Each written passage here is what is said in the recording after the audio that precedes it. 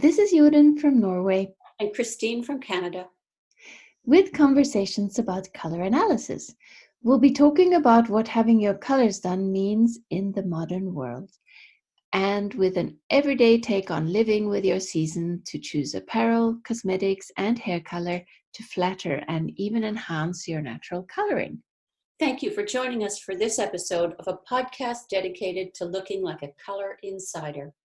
A podcast listing is available at chrysaliscolor.com under the Podcasts tab.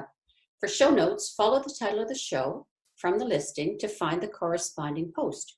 We appreciate your questions and suggestions for future topics, which can be added to the comment box. If you're thinking of sending in a question, please do. If you're asking a question, so are many other people, and the list of reader questions is already 4 or 5 shows long. And we've got other topics that we would love to introduce to you as well. So let's get your questions on the list as soon as possible. We do group them according to topic, but the sooner they're sent in, the sooner they can appear on a show.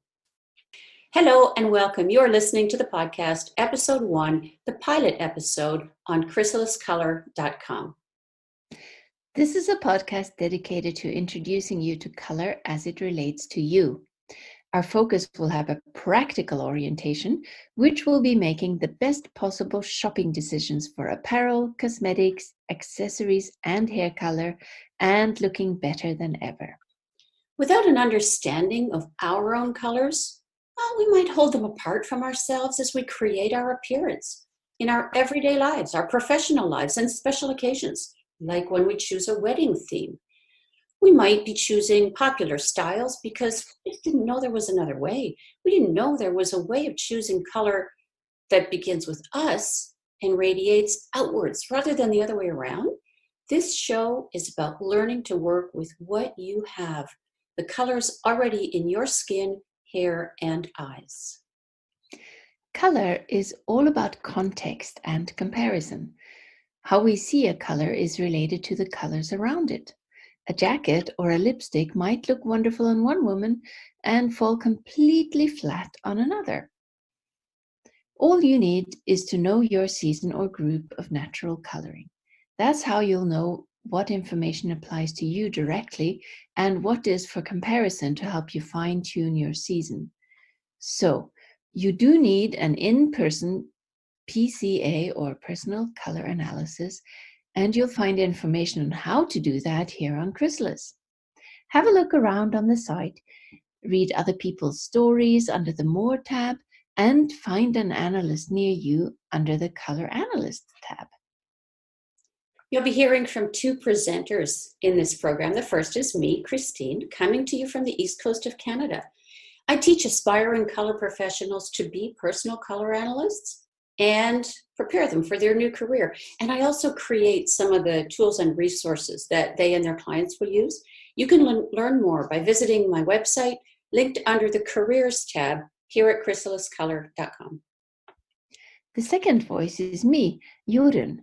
I'm a 12 Blueprints color analyst based in Norway, and I'm the creator of the Nordic Simplicity line of newsletters with a Scandinavian take on color and style. I also make online courses designed to help women get the most out of their season. Find my websites in English at nordicsimplicity.com, and for Norwegian readers, I have fargeporten.no. Not to worry, we have links to all these in the show notes. Many of you listening may be familiar with personal color analysis, or PCA, you might hear it called, as Jorunn did. Or you knew it back in the 80s when folks were having their colors done. We would like to give your knowledge the same upgrade that the whole field of color analysis has enjoyed. The artists and the scientists have joined forces to bring you closer than ever before to a communication superpower, one that you already possess. In my work, this is Christine speaking here, my interest is in the information that appearance contains. So basically, what others believe about us by what we wear in clothing, in cosmetics and hair color, and how our choices, they might be saying things that we didn't intend.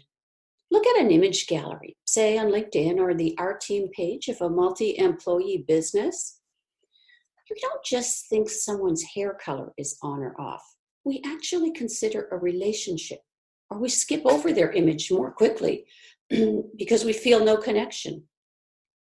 We'd be less likely to hire them. We might think twice about spending a day with them. We wouldn't introduce ourselves at a party or ask them about themselves. They took their best guess. That's what everybody does without a little more knowledge, as Jorunn and I once did. Ultimately, whether we choose colors for ourselves, a room, a website, what we want is to invite others to know more, to want to know more, to understand us, to feel like they're meeting a friend.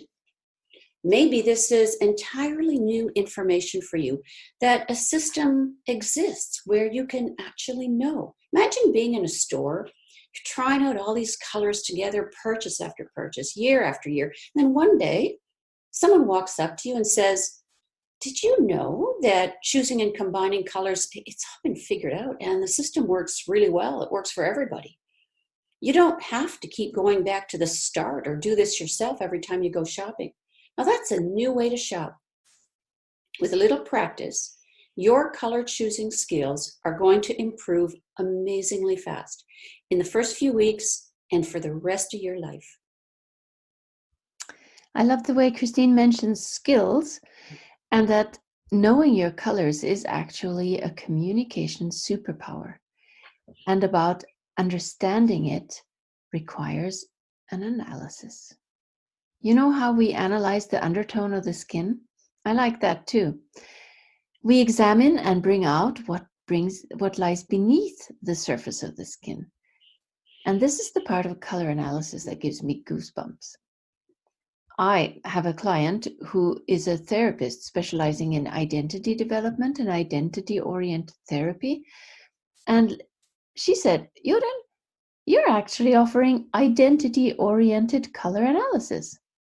And I had not thought about it that way, but it is true. On some level, it's all about identity. You know, in the draping, the color analysis, the moments that we say, now this is you, or that the client looks up and says, I look like myself during draping, those are my goosebump moments. And what we do during a draping is comparing. Is this more you? Or is this more you? Well, this is more you, and this is less you. And daring to show yourself as you truly are is at the core of personal color analysis. And Christine, you often say that color analysis is useless if you can't use it to improve your appearance. And in my head, that translates into looking more like yourself. And I couldn't agree more. The value of color analysis is what you do with it afterwards, right? But how? You stand there with all this information in your head and a color fan that's given you. Then what? You don't become an expert at it right away. It takes time. It takes time to grow into your season and use the knowledge. And my mission is to help women put that knowledge into skills. And that's the reason why I send out emails, which you can find out more about in the show notes, and why I create the online courses. I want it to be practical. I want to help the real life woman who's faced with this blouse or that blouse in the shops to pick the blouse that makes her look more like herself, a well-rested, fresh-faced version of herself. Christine and I created this show because we speak on Skype from time to time, and both of us really enjoy these conversations and find them useful.